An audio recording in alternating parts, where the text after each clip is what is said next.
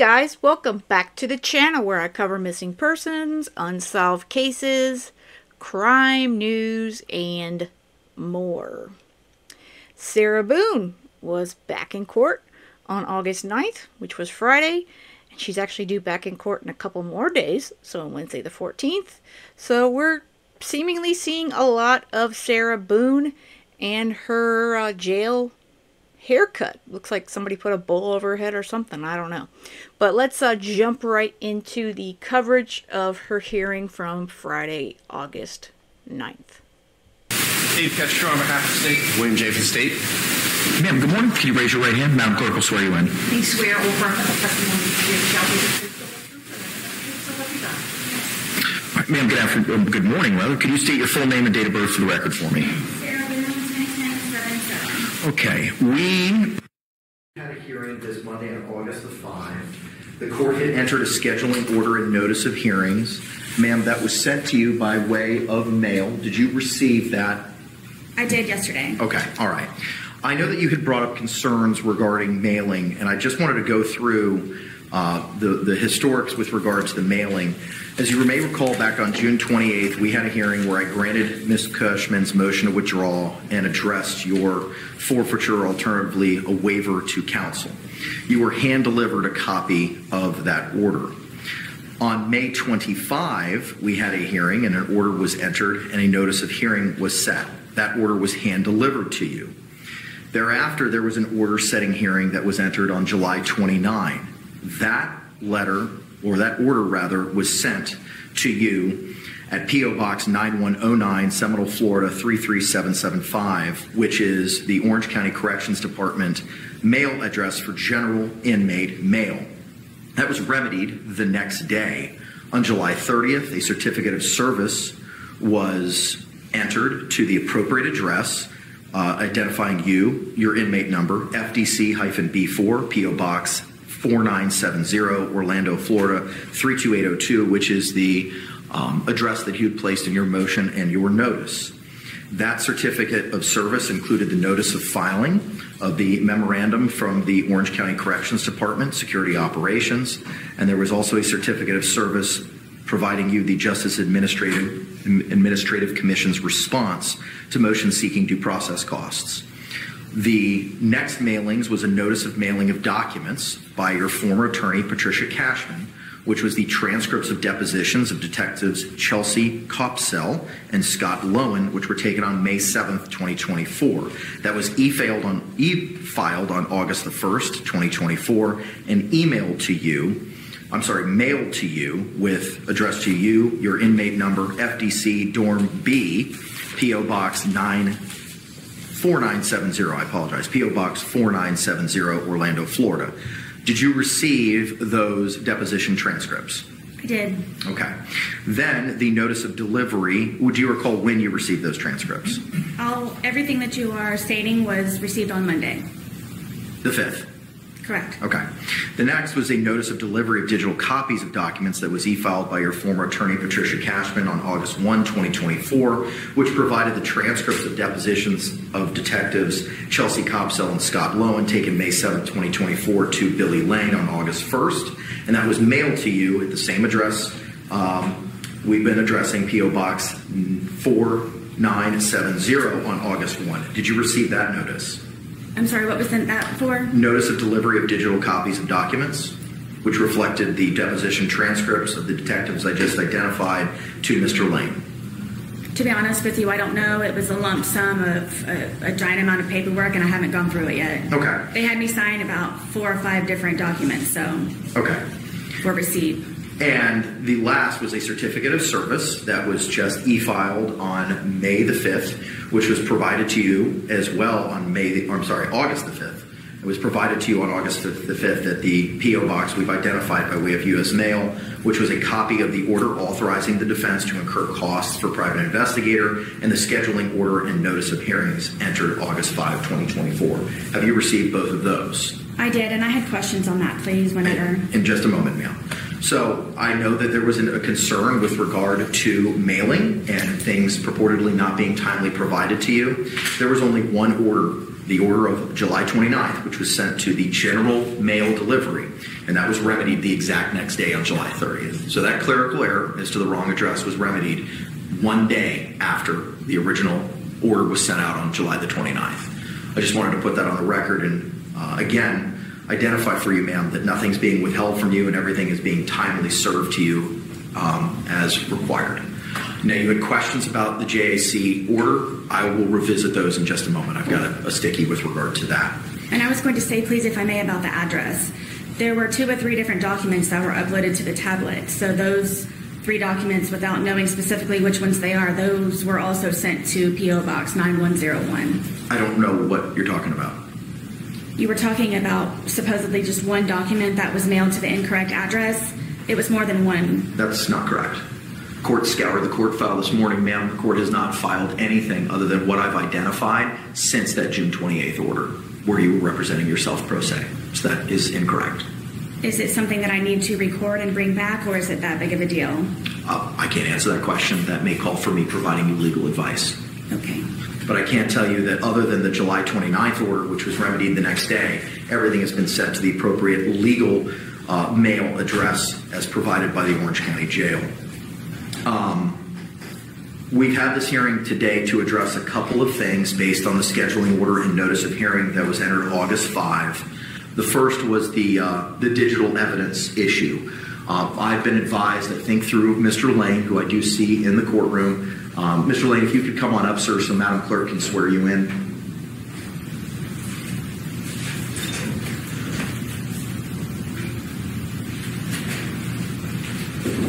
Do you swear or affirm that the testimony you should give shall be the truth, the whole truth, and nothing but the truth, so help you God? I do. All right, Mr. Lane, good morning, sir. Can you state your full name and your affiliation with Prison Break Investigations, please?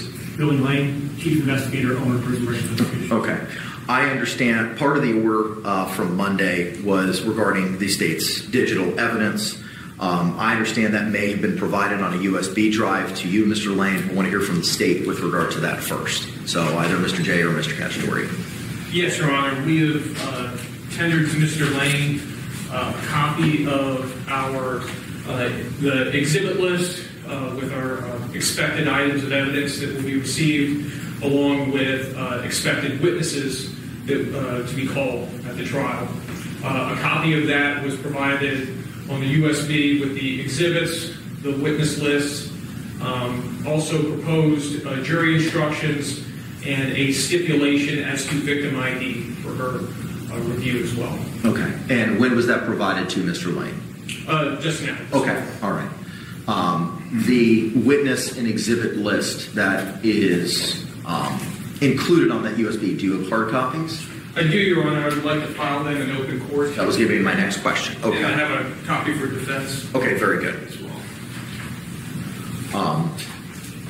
Debbie Bruce, if we can get the copy of the witness list and the exhibits and take that from Mr. Lane and provide it to Ms. Boone. And Your Honor, the state's position is that given that our exhibit list contains within it a witness list as well, we would ask that that document be sealed the way the witness lists are routinely sealed. A copy of that request to seal is there with the notice of the witness list on the initial page before our notice of the exhibit list. What I have in front of me is the notice of provision of witness list and then the notice of expected evidence. And this is a trial. I don't have an order or... It wouldn't be an order. It would just be that first document you read reference, the notice of provisional witness list. Got it. Okay, thank you. All right. Anything else with regard to the expected evidence and digital evidence? No. Okay. Not much as she just went over, obviously, that she received all this paperwork. What I do find interesting is when he asked her if she received this or this or this, some of it she said, oh, it was so massive, I don't even know what I received. And she wants hard copies. So it's going to be a lot of paperwork, Sarah. A lot of paperwork. And then you've also got these USB drives that you could look at on that laptop. So it's a lot of stuff to look through for discovery. Okay. Ma'am, have you had the opportunity to review the Notice of Expected Evidence and Witnesses at Trial document that was just provided to the court and yourself this morning? I did. Okay. Do you have any questions with regard to the digital evidence, which are paragraphs 1 through 9 on the first and second pages of the notice? I don't know what the majority of them are. Is this part of the evidence that was supplied to me on all of the USB drives that was supplied also? Yes, this is a pared down. All of the items referenced in our notice and provided on the USB have already been previously disclosed and given to defense. Okay. Any other questions? Yes. Yes. On the USB drives for the laptop, it's not compatible with the USB drives for some of the files, so I cannot open a majority of what are on both of the USB drives. What do you mean you cannot open a majority? What can you not open? I don't know specifically which files. I know that some of them come up as videos, some of them come up as JPEG, some of them come up as different formats. But there's an entire page of multiple icons that come up, and every time I try to open one, it won't let me review it. Okay. So I don't know. What does it say? I don't know. I moved on from that to try to go to other programs, so I don't know. I figured it would be something that I might be able to speak to Billy about when he came to see me early next week. So, but I'm just stating to the court now that's one of the problems that I'm having with the laptop. But you said it's a majority. But you can't identify specifics for me, and that's what I'm trying to figure out. What is it that you're not able to look at? It doesn't identify what they are because of the amount. When I click on a particular file, there's a file inside of a file inside of a file. So when I try to open one of the files, all these different icons come up. So if I try to click on one, it says unavailable. So I keep trying to go to the next one, the next one, and the next one, but they're all the same format, so I can't open any of those. Okay. And how many times has that happened? The one time One file, 10 files, 20 files, 50 files, or was it just a one time and then you moved on to something else? I don't know how many files were in it because I didn't bother to waste my time on trying to open. I believe I tried to open about 8 or 9 of them, and then I just moved on from that folder into another folder. And the other items in the other folder, were those accessible? Were those viewable? For the most part, yes. I have not had a I don't know moment what to. for the most part means. I haven't had time yet to explore everything due to the dorm environment. So as soon as in the amount of information, the vast amount of information that he has on there, I'm trying to figure out a way where I can sit in it. I have a letter to you that I wrote to the captain, a copy for you, so you know what I'm trying to work on in order for privacy to be had. So I haven't explored both USB drives to the fullest potential that I possibly can yet. Just from the moment that I have attempted to do so, the one problem I have had was with the one folder with many icons in it. I attempted to open about 8 or 9 of them, could not, so I moved on to whatever was next. Okay, all right. Dave? I could add to that everything that we have provided on this USB file, we have checked. It's all on standard formats. For instance, the public surveillance video that's referenced in our notice, we included both the original Publix files from there, and then we also had those files converted to VLC because they are easier to play in VLC. So if she clicks on that folder, she can click again on a subfolder, and she will find the VLC files for where the Publix video has been converted. So everything in there should be standard JPEG, VLC, and also believe an MP4 for some audio-only files. Okay, all right. Ma'am, do you have any other questions with regard to the digital information or digital evidence identified in the notice that the state's provided the court and yourself this morning? That was what was just handed to Mr. Lane. So, Mr. Lane, you and I would go over that when you and I meet. I will be meeting with you tomorrow. There is a concern that I will not be able to transfer this to Ms. Boone through the jail protocol. I have a remedy for that. With regard to, well, let me finish with the digital. Any other concerns, ma'am, as to the items identified in this notice? Until I'm able to open them and see them, no, I do not. Sure. Okay. State anything else we need to talk about with regard to that issue? Not in regards to that issue. Okay. All right. So, Mr. Lane, I'm going to ask that you take possession of that jump drive that was tendered to you in court this morning, and you advise the court that you're going to be meeting with Ms. Boone tomorrow. Is that correct?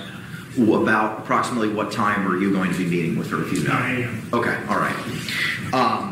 I have had the opportunity to have further conversations with Major Muhammad at the jail, including conversations regarding the physical documents. Ma'am, are you still requesting hard copies of the documents? I am. Okay. The jail has advised me that they've had conversations with you related to any other property or legal documents that you may need. Have you ever advised the jail that you have everything that you need and don't need anything else? No, one of the sergeants came and spoke to me yesterday, miscommunication of some sort, where I explained to her what I'm trying to do with purging my property and the property department so I can anticipate those discovery hard copies. Was that Tracy Hall? No, that was Hall. Her last name is Hall. So it was Hall, H-A-L-L, correct? Yes. Okay. But someone sent her to me to see me, so I just don't know who that was. Who was it you communicated with yesterday regarding your personal effects that may have been in a property locker? Miss Hall. Okay, all right, thank you. Do you know Miss Hall's first name? I don't know any of the officers. Okay, all right. So in conversations with Major Muhammad, they are going to be able to accommodate you having your paper copies. So Mr. Lane, I know that you took custody of those and have had them. So tomorrow, when you meet Ms. Boone at approximately 9 a.m., you will meet Mr. Muhammad as well. Well, let me ask this. Are you able to go to the jail today? I can. Okay, so I know for a fact that Major Muhammad is available today, and he may be expecting you to arrive today. If you are able to provide to him the banker's boxes that were identified as A and B and that jump drive, and then provide the court with a notice as to when and what time and that to whom you gave it should be Major Muhammad, those items, so we can file it in the court file. And those will then be, the digital evidence will then be provided with the laptop in accordance with the protocol that we've gone over previously, and Major Muhammad will make sure that Ms. Boone has access to the hard copies. So after conferring, well, let me ask this. State, do you have any other position with regard to the motion that was set to be heard today, the defendant's motion regarding seeking for hard copies? No, Your Honor. Okay, so for the record then, that motion will be granted. The motion for defendant to lawfully receive, review, utilize the original hard copy discovery, 2 boxes A and B, submitted to the court by former attorneys on June 28, 2024 for preparation of trial in her criminal case. As ordered, Mr. Lane will deliver those to the jail today and seek to have them delivered to Major Malik Muhammad, along with the digital the USB drive with the digital evidence. Ma'am, do you have any questions for Mr. Lane regarding those 3 items? No. Okay. Can Mr. Lane be released? Yes. Okay. If you want to, can he be released, ma'am? I guess I'll see you at 9. Okay. Sir, if you could endeavor to do that today, I would greatly appreciate it. Absolutely. All right. Thank you very much, sir. Didn't seem too keen on letting Mr. Lane go, did she? Oh, you mean I have to let him go? Oh, I kind of like him. Yeah, he has other things to do as well, Sarah. He's not... He's your investigator, but he's not working on just your case, as your previous attorneys have told you with a lot of themselves and these experts. All right. The next matter this morning is the defendant's motion for defendant's reasonable freedom and movement by allowing her to be unshackled, unhandcuffed, to function equally and comfortably while utilizing the courtroom that was hand-filed with the court on August 5, 2024, Court has had the opportunity to review that motion and the law regarding restraints. State, do you have any positions at this time with regard to the defense's motion? Your Honor, in speaking with courtroom security, we would oppose the motion, and we have Corporal Gavin Lowton available to supplement this court's knowledge on the issue. Okay. So, ma'am, we're going to have a hearing on your motion. The state will call the corporal. He will be inquired by the state as to some concerns that they may have, and you'll be given the opportunity to ask him questions or cross-examine him after the state's concluded asking any questions. Do you have any questions about that process? Is that today? That will be happening right now. Yes, ma'am. Okay. Do you have any questions about that process? I don't. Okay. All right. Let's go ahead and call your witness. State. State will call Gavin Lowton.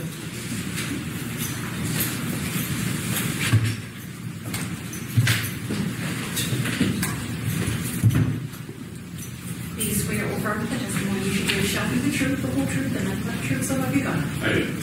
Sir, good morning. Can you state and spell your name for the record for me? Gavin Lowton, Gavin, Lowtan. All right. Thank you. State, you may proceed. Good morning, sir. Good morning. And what is it that you do for a living? I work for the Orange County Sheriff's Office as a deputy sheriff. And to what area of the sheriff's office are you assigned? Court of Security. And how long have you worked that assignment? Over 5 years now. And tell us, what are some of your duties within that assignment? I supervise the deputies in 2 felony courtrooms and 1 civil courtroom. And are you familiar with the defendant in this particular case? Just through research that I've done on her, I don't have any personal knowledge of the defendant. And what, in regards to that research into the defendant, what is your position as the head of security regarding her request to be free from shackles? I do not believe she should be free of shackles. And why is it that you have come to that conclusion? Based on her current charge of second degree murder, she also has previous domestic arrest for battery by strangulation. She has 3 separate incidents at the jail for non-compliance, where she was told to attend her court hearings or scheduled court hearings, and she refused to do so. And then even when the corrections officers told her she could be charged with contempt of court, she still refused to attend those hearings. Those kind of, when you combine all that, to me it shows a propensity for violence and not wanting to follow lawful commands and orders of law enforcement personnel. Sarah doesn't like to follow directions. She doesn't like to be told what to do. She wants everything done in the way that Sarah Boone wants it done. So what he has to say about her not following directions or orders while she's been in jail does not surprise me in the least. And we all know that she does have a history of domestic violence with George. That has been something we've learned. What accommodations can be made in order to keep concealed the fact that she is shackled or restrained during trial? So when the defendant is here, she would just be in leg restraints. She wouldn't have the belly chains. She wouldn't have handcuffs on. We've modified the leg restraints by wrapping tape around the chains. So even if she's making motion or movement, it wouldn't make noise to alert the jury as to that she's got restraints on. She would be brought in and sat at the defense table prior to the jury coming in and being seated, so they wouldn't see her walk in with restraints on. And there's a panel in front of the defense table that prevents the jury from seeing that she's got leg restraints on. Your Honor, I don't believe I have any further questions at this time. Thank you. Ma'am, do you have any questions for Officer Lowton? I do. Go ahead. First off, in your, in quotes, research that you've done on me, the domestic violence case that I was charged with, the felony with strangulation, was dropped. I don't know if you were aware of that in your research. Yes, so I was never charged with that. Also, what 3 hearings is it that I supposedly missed on what dates? I have those here. I've never missed a court date. In the almost 5 years that I've been here, I've never argued, I've never hesitated. Object to the form of the question, Your Honor. I'm going to sustain the objection. Ma'am, you have to ask one fact per question. Well, this is giving us a taste of how Sarah Boone is going to talk to her witnesses or the state's witnesses. She says, I never missed a court date. How dare you insinuate that I would do such a thing? How horrific. Okay. I am prepared to give her the dates. Okay.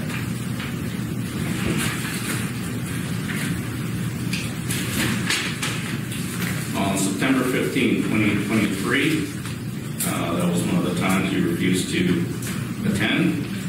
October 16, 2023, and January 28, 2021. And do you know what those were specifically for?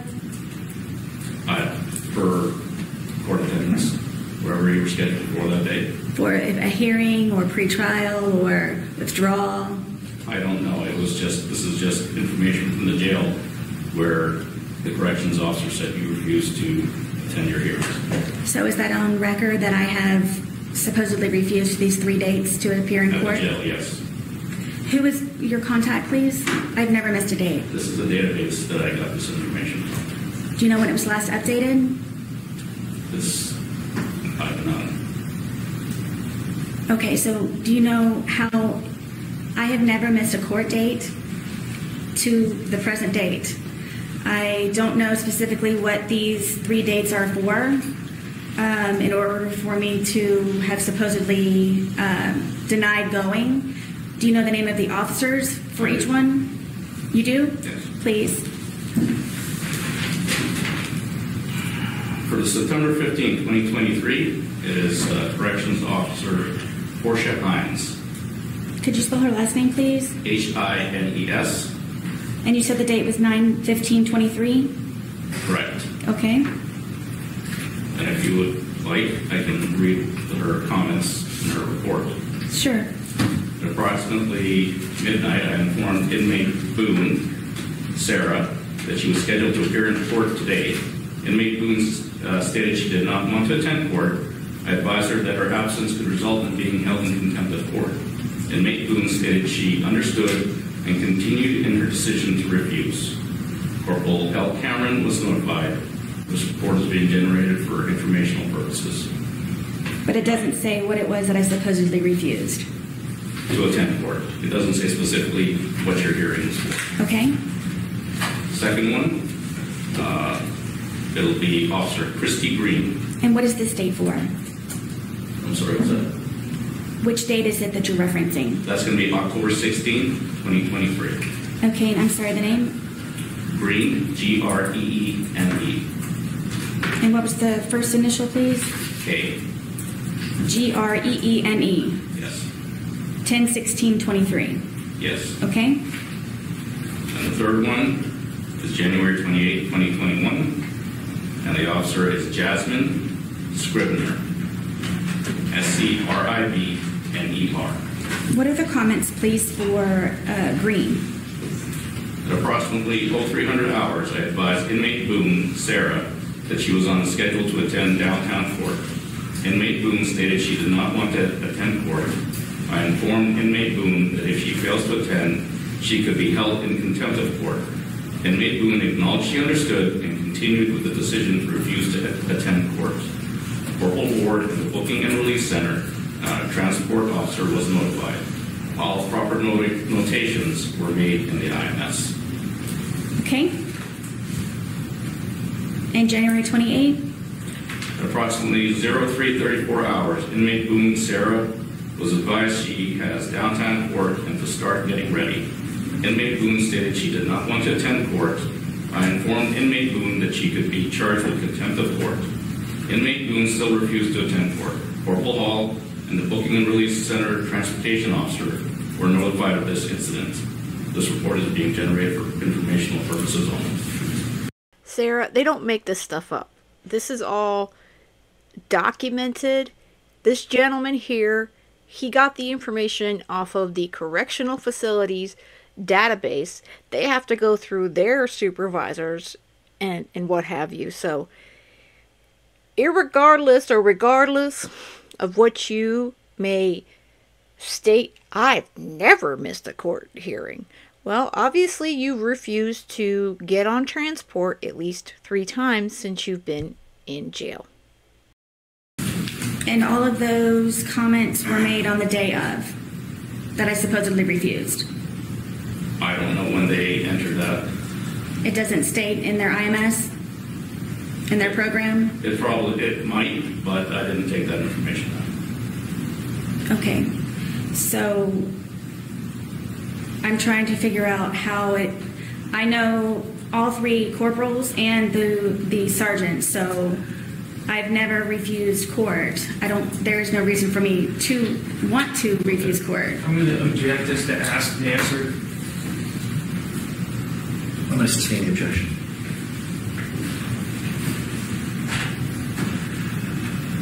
So the domestic violence, the original, was dropped. I was never charged with that. Object as to relevance, Your Honor. Overruled. You can answer the question, sir. Okay. It was dropped. You were charged and arrested. I don't know why the state dropped it. It could be because both parties, based on the report that I read, did not want to cooperate, so they probably didn't have information to go forward with the charges. That does not mean that you didn't commit the act. It just meant the state felt that they didn't have a case that they could win. What is your definition of probably did not cooperate? Was it a fact or you're just guessing? Your Honor, I'm going to object to the question. Objection sustained.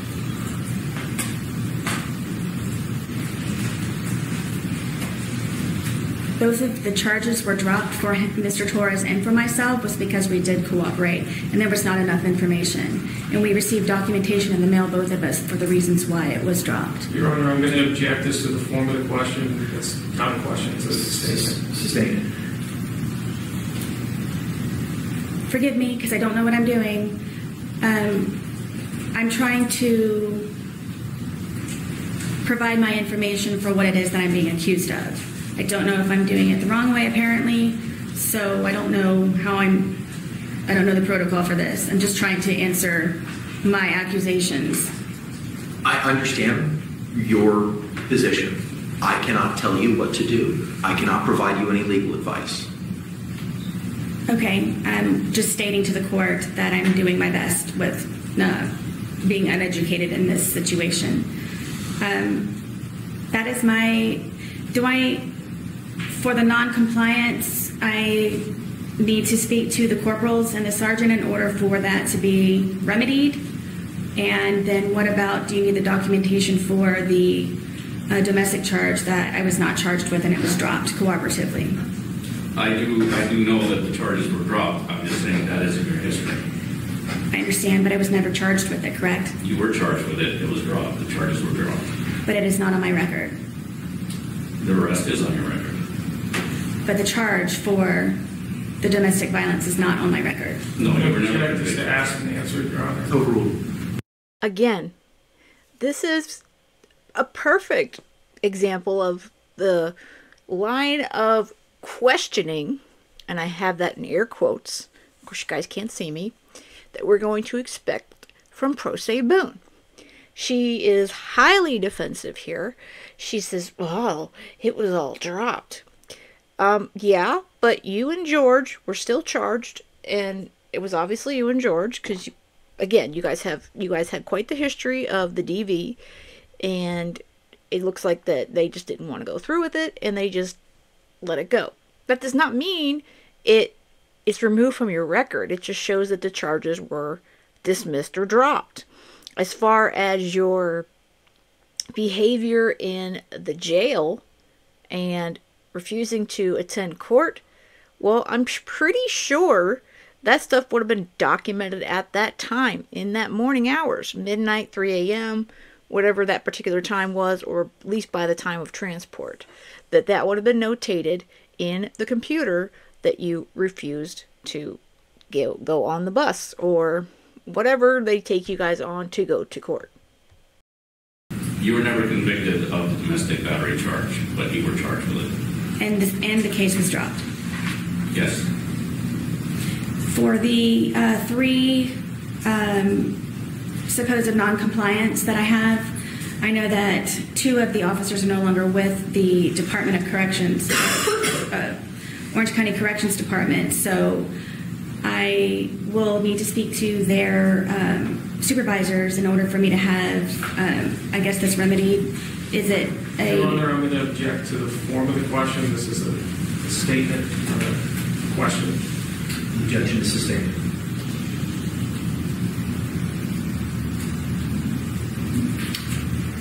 I guess I will provide information to you for the non-compliance occurrences that I'm being charged with. Your Honor, again, I'm going to object as to that's not a question, it's a statement.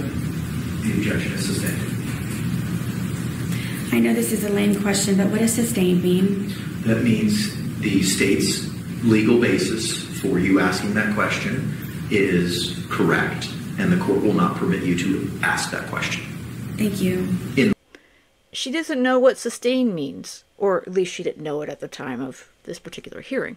So, Sarah, in all of your research, you need to look up some of the basic court terminology. Sustained means that the state objection, the judge has stated that that's correct and you can no longer ask that question, or you have to reword it in a different way. Overruled means you can continue your line of questioning. And another thing is, you're, again, like the state stating, is you're not questioning this officer, this deputy. You are telling him that he's wrong, and you want to provide so-called evidence so that this can be removed because you feel like you have been wronged. That's not the point of this motions hearing at all. Way that it may be asked. What do I need to provide to you in order to have that remedied, in order for me to be unhandcuffed? Your Honor, again, I'm going to object as to the form of the question. Overruled.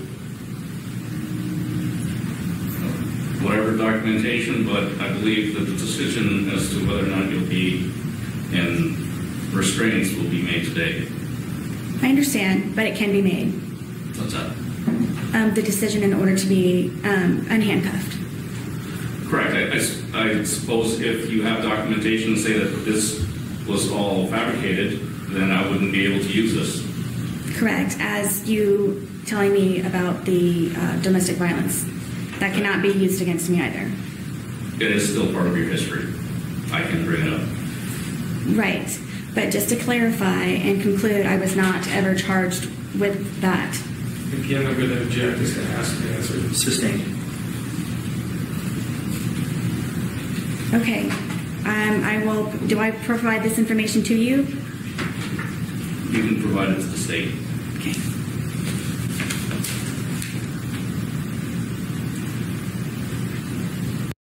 Again, Sarah, the decision is going to be made at that time. So that doesn't mean it can't be changed in your record, but this motions hearing is happening now at this particular time. This was Friday. So you trying to go back and say, oh, this is all wrong, my opinion, it's a waste of time. And secondly, you've got a limited amount of time to work on your case. So this is really peanuts compared to the work that you really need to be focusing on. Am I, in your opinion, a flight risk or detrimental to the courtroom and am a threat of any type of harm? Based on what I've researched, I don't know you personally, but based on my research, I don't think it would be appropriate for you not to be in restraint. And then what was the year, please, for the charge that was dropped with the domestic violence? It was 2018. 2018? Correct. And it is now 2024. Okay. And you're going solely off of what, the arrest affidavit? What is it that you're using to conclude, due to this occurrence that was dropped, that I would not be able to be unrestrained? Correct. Your arrest history, the information I read, all the research that I've done, that's where I'm basing my conclusion on. But what specifically from that 2018 charge? The fact that you were charged with battery by strangulation, which is a violent act, is one of the reasons why I've said that I do not believe it's appropriate for you not to be in restraints. But it was never proven, correct, because it was dropped? It was dropped. Doesn't mean it didn't happen. Okay. I'll be working on the others with the corporals and the sergeant for the supposed non-compliance. Thank you for the dates and the information. You're welcome. Anyone else sighing and just wanting to tell her, just move on, Sarah. Move on. You've got less than 2 months before your trial. Work on your discovery. You're claiming you've got all these other issues and you don't have the time and you don't have the experience. And the least of your worries is these claims that you didn't go to court, whether or not you believe or agree that they're correct. Because we all know when you don't agree with something, you just keep talking about it and you just it's like you just beat it right into the wall. You know, at this point, again, focus on your trial. Do you have any other questions? Do I need to supply anything for the 2018 domestic violence occurrence that you are referencing and applying? It's already been dropped. I'm just telling you what the history is. So, And you can still apply it even though it's not been. correct. It's in your history. Okay. Thank you for the information. Any follow-up, Steve? No, Your Honor. Thank you, sir. I see Deputy Barnett here. Could you come up, sir? Please swear or affirm the testimony you give shall be the truth, the whole truth, and nothing but the truth, so help you God. Yes, I do. Sir, good afternoon, or good morning, rather. Can you state your full name and date of birth for the record for me? My name is Chad Barnett. And not your date of birth. Sorry. Could you spell your name for the record? CHADBARNETT. And what are your duties and responsibilities here at the Orange County Courthouse? I'm the Deputy Sheriff at the Orange County Courthouse. I work in courtrooms, I supervise squads, and I'm also in charge of training inside the courthouse. Okay. Is there any training that's addressed with regard to other security measures other than shackles that may be provided for defendants? Yes, we have an item called the stun cuff that is also used in the courtroom. Okay, could you step us through what a stun cuff is? A stun cuff is an electronic device that's wireless. It's boxed secured to the leg. It has 50,000 volts, and it's able to be remotely sparked from a distance. How is it fixed or placed on a person? It's dual strapped along the calf of either leg. It can be hidden in the pants, and gives the ability to people to walk around. And who is in charge of operating that device? It'll be an assigned officer that's been trained in the device. And step us through the operation of how that device is utilized or operated by that officer. The officer will show the device to the subject or the inmate or the defendant. It will be secured with 2 straps on the leg. There is a waiver to be signed prior to being used, explaining when it would be used, if it was needed to be used during court, violence, attempt to escape, any actions that lead to that level of to use the device. It's a 2-step process, so there is no way for it to accidentally be set off. It has to be hit 2 separate buttons so there's no accidents. If it had to be used, it would cause a shock to the location on the calf, cause a great amount of pain, causing the defendant most likely to fall to the ground. and we can secure and take care of the situation after that. Are there any other protocols or standard operating procedures regarding the use of the stun belt, other than what you've already identified? Just to follow what I used, response to resistance policy. Okay, and can you explain the response to resistance policy? We have a level of response to resistance depending on what an individual does to what we would do. So if she was attempt to escape or fight, we would use it to match that level of resistance. What is the level of resistance whereby which the stun belt would be deployed or utilized? At this moment, it is at a level 3. And what is a level 3? Level 3 would be failing to follow the directions and stuff like that. If we asked her to get up and move or not, or follow the lawful order, we could use it. Most likely in the courtroom, we would use it probably at a level 4 level. That is pretty much fighting, escaping, attacking another person. Okay, all right. State, do you have any questions to Deputy Barnett? No, Your Honor. Right. Ma'am, do you have any questions for Deputy Barnett? I do, please. Go ahead. Tell me, what is the title of this? Stun cuff. Cuff. Cuff. And you said this was applied on the calf or the ankle? Yeah, the Achilles tendon area of your leg. And is this something that does it need extensive preparation, or is it something that can just be put on coming and going from the courtroom? We would place it on you before the court starts. You can take it off as court every time we exit the courtroom. It takes a few moments besides signing the waiver and securing it to the leg. And it's a one-time waiver? Each day you'll have to recite the waiver. Okay, so there's no limit to how many times it can be put on and taken off, put on, taken off? No. And it's a very simple process to apply? Yes. And remove? Yes. Thank you. Any follow-up? Not for mistake. All right. Sorry. Would I have my hands free, correct? Yes, you would have your hands free either way. If you were in a leg irons, your hands would be completely free. The stun cuff, same thing. And then I would be able to walk? You will be able to walk with the stun cuff freely, yes. So hands free and able to walk? Yes. Thank you. Any other follow-up? State. No, Your Honor. All right. Can Mr. Barnett or Sergeant Barnett be released? Yes. Ma'am, can he be released? Yes, thank you. All right. Thank you, sir. State any argument, any further witnesses, evidence, or testimony with regard to the defendant's shackled motion? No, Your Honor. Ma'am, do you have any other things that you would like to tell the court with regard to your motion? I don't understand what Sergeant Burnett was that you all providing me an option? There is Florida Supreme Court case law addressing reasonable measures for movement by a defendant in the courtroom. So that is an option? Yes. Okay.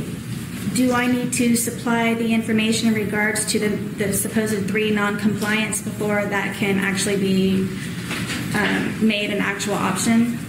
I cannot answer that question because that would be me providing you legal advice as to what you could, can, or should do, and I cannot do that. Would I be able to be unrestrained with that information? I think that would come down to the argument of yourself and from the state as to what the local court has to consider with regard to your requests and your motion and what the law is in the state of Florida. If I may make it clear also, I'm simply just asking to be unhandcuffed so I can write and move properly. I'm not trying to maneuver the courtroom and so on and so forth. I simply just am asking to sit here being unhandcuffed so I can write without taking skin off of my wrist and being extremely uncomfortable. Okay. Ma'am, thank you for that clarification. Because when I read your motion, you asked to be unshackled, to have freedom of movement. And I interpreted that as you wanted to move as everybody else may be able to move in this courtroom, as Mr. Cacciatore has moved around, how other persons have moved around. And it wasn't only limited to your hands. I thought it meant to your entire person based on what it is that you were seeking in your motion. So just for the purposes of my own clarification, is your motion only seeking to have your hands not bound so that you can move your hands, but otherwise shackles that may be on your legs would continue to stay there? Right. I don't currently have shackles, but I don't know what is in regards to trial procedure. And in regards for you not having the clarification of me just wanting to be unhandcuffed, is it my responsibility, or I don't know if you can answer this, but you don't ask questions, which is what got me in this predicament from the get-go of having no counsel, because no questions were ever asked to me. Just for the majority of my motions and letters and so on that I have supplied the court for more information to try to intervene and help, it's just gotten me into hotter water and no counsel and still restrained. So is it something that I need to specifically clarify going forward, or is it something that you have the ability to ask me questions so you have a better understanding? Generally, I don't know that I can answer that question because it may call for me providing you legal advice. If I'm asking questions, it's because I'm trying to clarify things from my understanding. I cannot ask questions on your behalf. I cannot ask questions for you. I cannot assist you in any process, be it this hearing or at trial. Right. Yes, I understand. I wasn't asking for assistance. I was just trying to understand. By you not asking questions in regards to my motion about being unhandcuffed and unshackled simply meant just my handcuffs. Ma'am, I reviewed your motion to be unshackled, unhandcuffed, and allowed reasonable freedom to movement and functioning accordingly, equally, and comfortably while utilizing the courtroom. All normal movement of the defendant's hands is as a whole freely, properly, successfully accomplish any task that is needed. Asking to be unshackled and unhandcuffed, the defendant is simply requesting equal, comfortable, functional movement to achieve advancement in her forfeited right to counsel by the court, which will greatly enhance the productivity and progress for the defendant and the completion of her defense in her criminal case in preparation for trial. Your wherefore clause specifically asks to be unshackled, unhandcuffed, and allowed reasonably freedom in movement to function equally, accordingly, and comfortably in the courtroom. I took that as you wanted to move around. You did not want to be shackled, which would be your legs as well, and you did not want to have handcuffs. If you're telling me now that all you're asking is your hands to be free, that's respectfully not what your motion says over and over and over again, as I've just read. So if you would like to clarify for me now at this time, you can, as to what it is that you're asking of me. Yes. Handcuffed. I would like to have these handcuffs removed from my wrists. Okay. In regards to the unshackled, I know at some point I would have to maneuver, I'm guessing, in the courtroom for trial. So I didn't want to have to wait last moment to have to do another motion to be unshackled if that's what my option is, because I don't know. So I was just trying to be transparent prior so you would know what it was that I was hopefully expecting. But first, go ahead. It's just handcuffs mean unhandcuffed. And if for trial I have to be shackled, to be unshackled. Okay, and when you say unshackled, what do you mean by that? Just so that we're all on the same field. Shackled, as far as my understanding is from being shackled, means that I have this along with my waist, along with my ankles. So unhandcuffed is simply for the hands and the wrists, and then unshackled would be for my ankles and for the feet. And is that what you were seeking for trial purposes? I didn't know if I was going to be shackled or not. So that was why I was trying to be transparent and up forward by doing so now, to make the court aware that that would be a request of mine at the time. Okay, all right. So you would be seeking to be unshackled, no leg restraints, no arm restraints at trial, right? Please. Okay. Yes. Would you also be asking of the court to move around the courtroom when trial would take place? I'm not sure if this is considered legal advice, but I don't know. I know from seeing other trials, the state and the defense, they maneuver the courtroom in front of the jury, so on and so forth, and they hand things back and forth. I would have to have other movement other than me sitting here. So yes, I would have very limited, reasonable movement in the courtroom for trial. Okay. Yes. Is there anything else, ma'am, that you would like to tell me with regard to what you're seeking in your motion to be hands-free, for lack of a better word, during any hearings that we may have, and then to be hands-free, unshackled with your legs, and to have movement in the courtroom during the course of the trial? Is there anything else that you'd like to tell me about those requests? I don't know if you've been able to see my difficulty with just simply trying to take notes. Yes, very much I would like to be unhandcuffed, just to sit here and be in attendance of my hearings, conferences, whatever it is. For the trial, when the time comes for any limited movement that I would have, the stun cuff, I would sign the waiver now. Just whatever it is that I can do in order to enable myself to be able to have the same comfortable atmosphere and movement and equal opportunities just as everyone else. Okay, thank you. Anything else you'd like to tell me, ma'am? No, Your Honor. Okay. State any argument. Your Honor, you've heard the Sheriff's Office's position. They're in charge of courtroom security. They presented basically their position is she should not be unshackled, but you've also heard from Deputy Barnett who explained the options that are available to the court. Our position is if you do not allow her freedom of movement with the stun cuff, then today is probably the best day to start talking about the logistics of how we're going to do this trial so it does not create the inference that she is an inmate. Does that mean the state will be sitting at a counsel table to question witnesses? How are we going to go about getting back and forth to the clerk and to the witness to present exhibits if she is not going to be able to do the same with shackles? So we just want to bring everything to the court's attention so we can get it all settled today. I agree, which was the purpose of why we wanted to set it for today, to address all those circumstances and again think ahead. Ma'am, do you have any closing remarks or arguments that you'd like to make to the court about your desires to be unhandcuffed, unshackled, and or utilize the stun cuff? I believe that it is unfair that you, number one, want me to represent myself, and then number two, you would like for me to represent myself while being handcuffed, to be able to progressively and to actively participate properly in the same as others with just simply being able to write notes. At some point, I'm sure I will be bringing things with me to court that I need to reach for, to open, to pass normal functions in a body as a whole with the same equal level as anyone in the courtroom would have in order for myself to be able to do the same and function fairly and appropriately.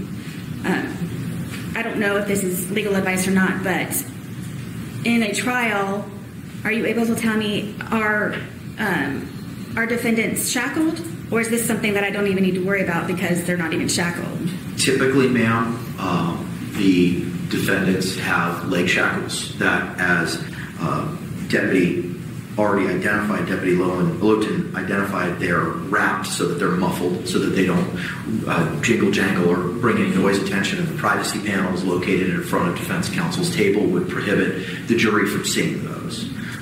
Their hands are free, but the legs are in restraints. Thank you.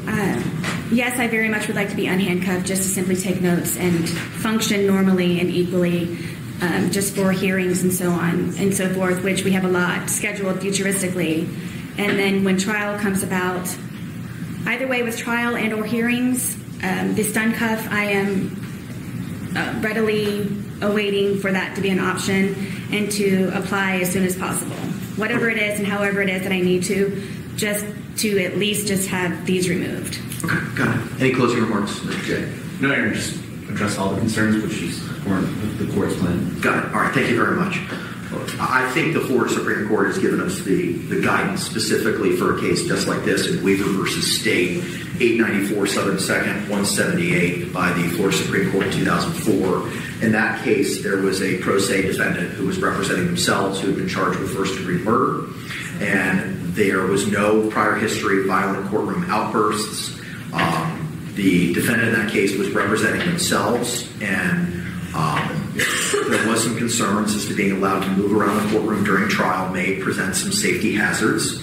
The court identified as there would be, in our case, potential sidebars, access to witnesses, evidence, jurors, etc., and that in that case, Weaver's pro se status meant that he would be moving about the courtroom in close proximity to the judge, jurors, prosecutors, witnesses, and potential firearm evidence. This closer proximity to various trial participants arguably raises greater safety concerns than a defendant who is represented by counsel and has no legitimate reason to wander beyond the defense table. Given those circumstances in which a defendant is charged with first-degree murder was representing himself and moving about the courtroom in close proximity to trial exhibits, especially adverse witnesses, the trial court did not abuse its discretion, even though Weaver had no prior history of violent courtroom behavior. In the Weaver case, the Florida Supreme Court found that the trial court's utilization of a stun belt was not so prejudicial when measured against the other alternative forms of restraint, and whether those alternatives are less prejudicial or viable. There was virtually no alternative to a stun gun given the visibility of other restraints and the security concerns posed by Weaver's pro se status in that case. It is clear as a matter of Florida law that a criminal defendant's right to be free of physical restraints is not absolute, and that under the circumstances in the Weaver case, the decision to employ a stun belt constitutes a rational exercise of the trial court's discretion that was reasonably necessary to ensure order and safety in the courtroom, especially in light of the defendant's pro se status. In that case, we had a firearm. It was first-degree murder. Here we have second-degree murder. The incidents identified by Officer Lotan as to noncompliance in jail for purportedly refusing to return to show up at court, and the charge itself. The charge itself has some level of concern because it is a second-degree murder, but I don't see how where we are right now is not on all fours with Weaver, especially coupled with Ms. Boone's acquiescence to utilizing the stun cuff and saying she'd sign the waiver today. She doesn't have to. You'll have to sign the waiver when we get to trial. So unless I hear anything alternatively from the state, the courts would grant the motion that she would be unhandcuffed for any hearing we have moving forward. Instead of her position in the box, we would probably have her seated at counsel's table, unless I hear an objection from the state as to that. We'll address the motions first. State, any position with regard to being unshackled and B, being seated at counsel's table for any motions moving forward? No, we defer to the court and the sheriff's office, who is in charge of security. Our concerns are just making sure that she's given a fair trial and fashioning a remedy that is a fair presentation for the jury to observe. Okay, perfect. Thank you. All right, so now the court's going to grant your motion, and then you will be unhandcuffed for every hearing moving forward. And instead of being in the jury box, you'll be seated at counsel's table. Okay? You may still have your leg restraints on, but you'll be hands-free. For the purposes of trial, in accordance with Florida Supreme Court decision in Weaver, you will be hands-free and you will not be shackled with legs. But the stun cuff, as identified by Sergeant Barnett, will be affixed to you and you'll have to sign that waiver. Do you have any questions for me, ma'am? For sitting here in the counsel's table, you also said that I would be shackled.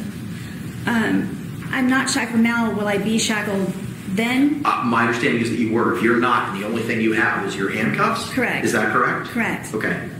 If that's the case, then you'll be seated at counsel's table with that, as you are without your hand restraints. Okay, so I would be unbound. Correct. Yes, thank you. All right.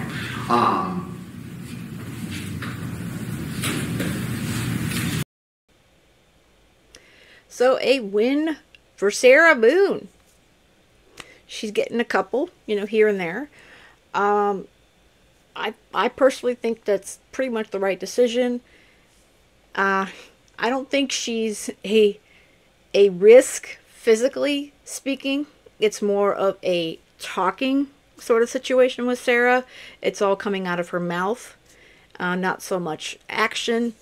So for her to be unhandcuffed and then deal with the belt during trial, that seems like a pretty good compromise, and that way the jury can not have to see that, and as well as she gets to make sure she's quote-unquote more comfortable as she works on her case. So I think that was a fair decision on the part of the judge, and I'm sure she's pretty happy with her win on this one. And for the purposes of trial, ma'am, you'll have no leg restraints, no hand restraints, your hands free, legs free, but you will have the stun cuff affixed to your leg. And as identified by Sergeant Barnett, you're going to have to sign that waiver every day, okay?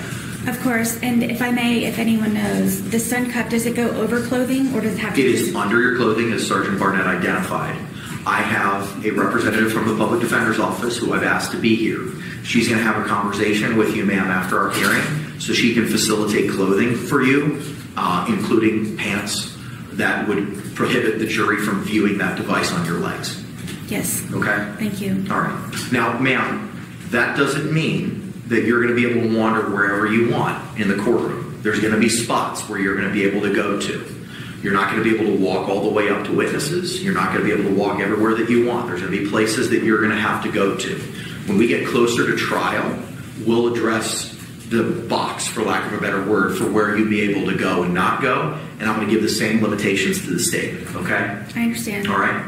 All right, the last issue that I had on my list this morning was the scheduling order and notice of hearings that the court entered on August 5 required the jail to provide the every Monday at 9 a.m. commencing August 12, 2024, a representative from the Orange County Jail shall email to my judicial assistant, email provided in the order, all notebook entries from IMS from the prior week, Monday through Sunday, for every issuance of a laptop and USB device is issued to the defendant. I'm simply changing that to close of business from 9 a.m. to close of business at 5 p.m. And that order will be hand delivered to Ms. Boone and e-filed to the state today. Okay.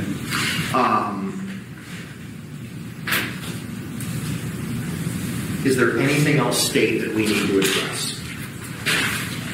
No, Your Honor. Okay. Ma'am, is there anything else that you'd like to bring to my attention? Yes, please. Yes, ma'am. In regards to the status report you were just speaking about regarding them providing me with a laptop each day, what is your definition of entries?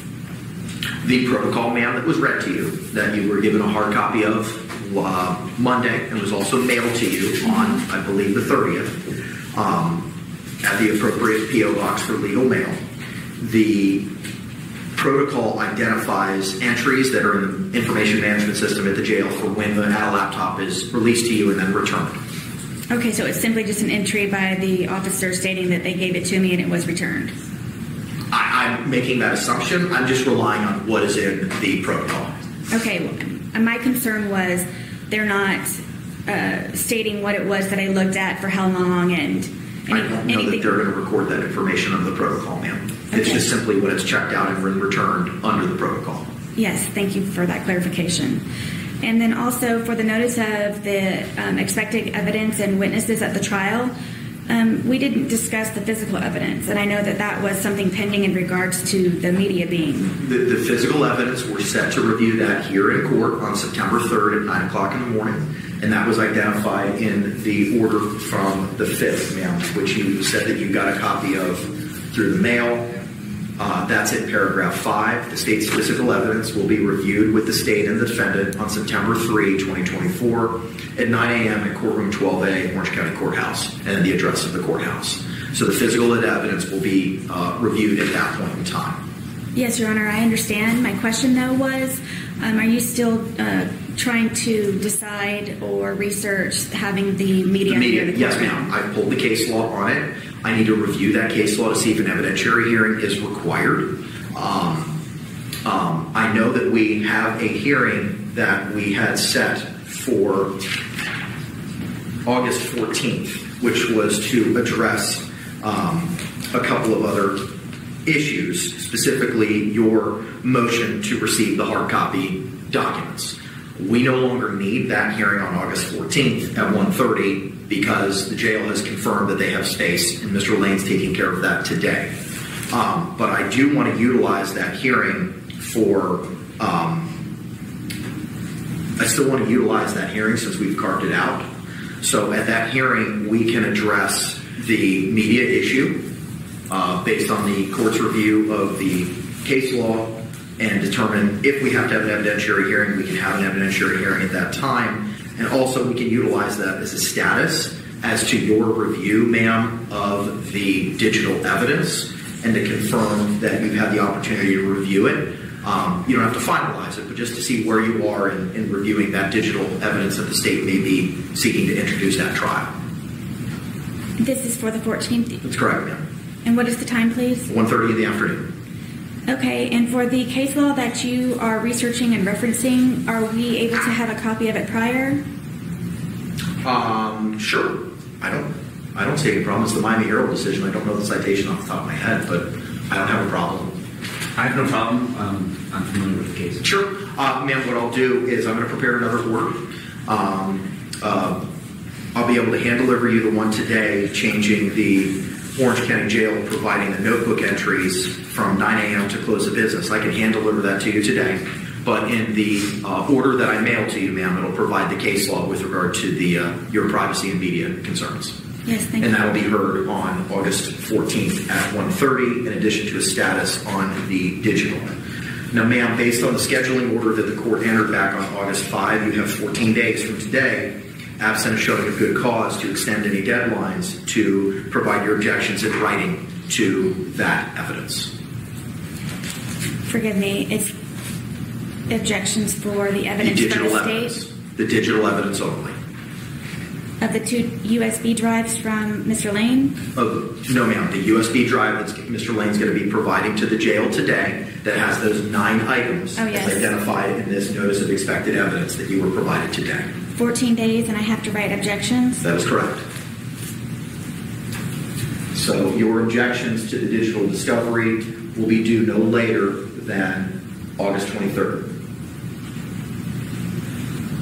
And I will put this all in an order for you as well, ma'am. Thank you. I believe that addresses all of the court's matters that were teed up for today. State, do you have anything else? No, Your Honor. Ma'am, is there anything else? I do have this. I made a copy of it for you. This is a letter that I supplied to Captain Di Giovanni upon her return, knowing what I am requesting.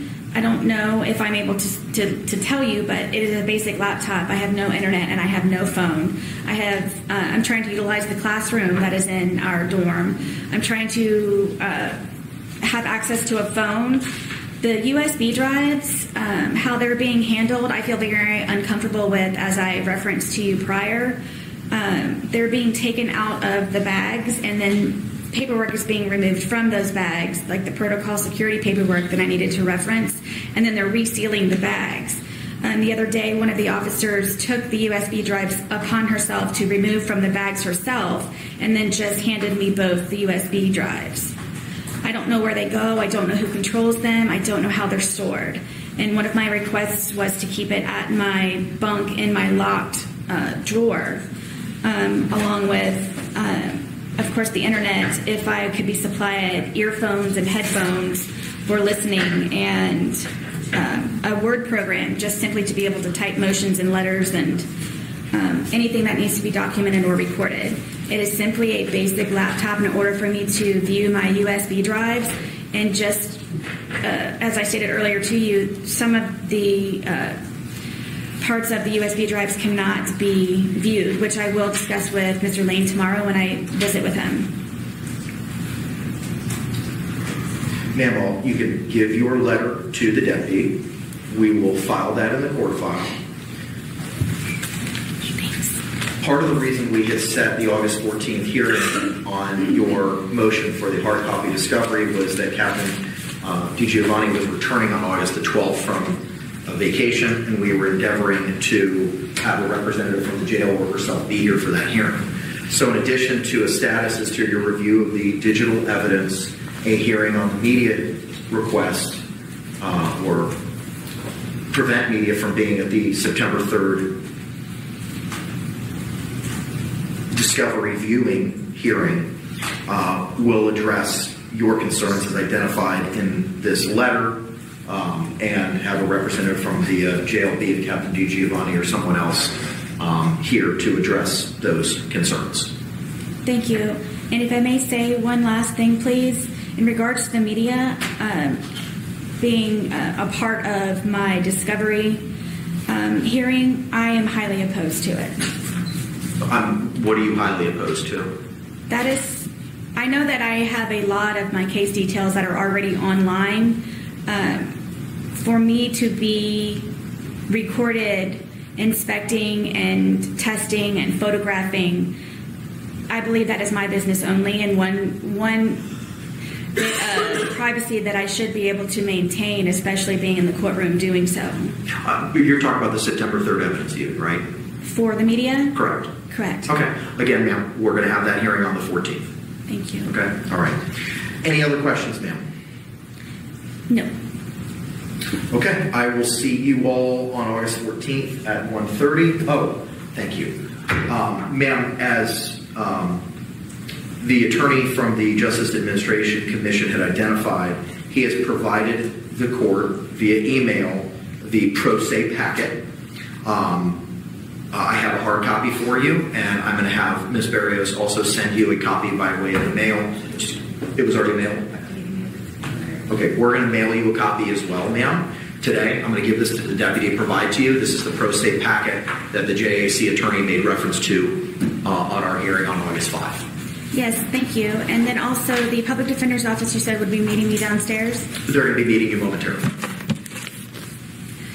Be that right here or downstairs, I'm not sure. But they will be meeting you to discuss that. Okay, thank you, Ms. Click. All right, any other questions, Dave? No, Your Honor. Any other questions, ma'am? No, Your Honor. All right, we'll see you on August 14th at 1:30. We'll... Wow. Okay. So I did edit it some because this was well over an hour. So I kind of cut the beginning. I left the entire talk about the restraints, handcuffs, shackles, all that in here. And as always, you can go to Court TV, their YouTube channel, and watch it in its entirety.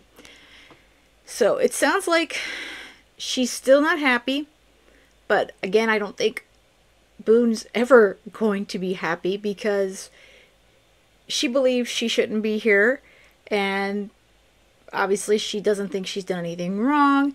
She's even arguing about the 2018, it sounds like, domestic violence charges that were dismissed or dropped, and she wants to get into all that, which is a waste of time, which she doesn't have a lot of, you know, being that her trial is in October. So hopefully she'll concentrate herself on her discovery, which is what she needs to do. As far as the internet and all that stuff, I personally don't foresee them giving her the internet unless they have some way of blocking a bunch of websites and such. I mean, that's going to require a lot more work from staff, probably at the jail.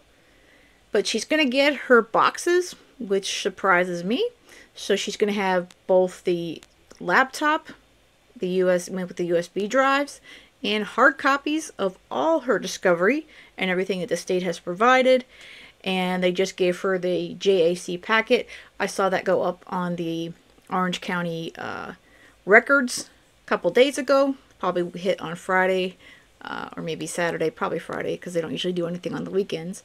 So that is up there. It's quite long in case anybody wants to peruse it. But looks like we're going to see Sarah back in court on August 14th. They're going to talk all about the evidentiary hearing, going through all of her evidence. If the media is going to be there, they're going to go further into this whole, her requests for further stuff with the laptop. Again, she thinks she can be in control, and she is not the one in control. She is an inmate at the Orange County Jail. She's being charged with the murder of George Torres, or Jorge Torres, and she's put herself in this situation because she couldn't get along with anybody else. So this is going to be a tough road for her between now and her trial. And I know her trial is going to be quite nerve-wracking for her. We may actually see her have some troubles. But I know some folks were saying also that they weren't going to offer her a plea deal. Probably not.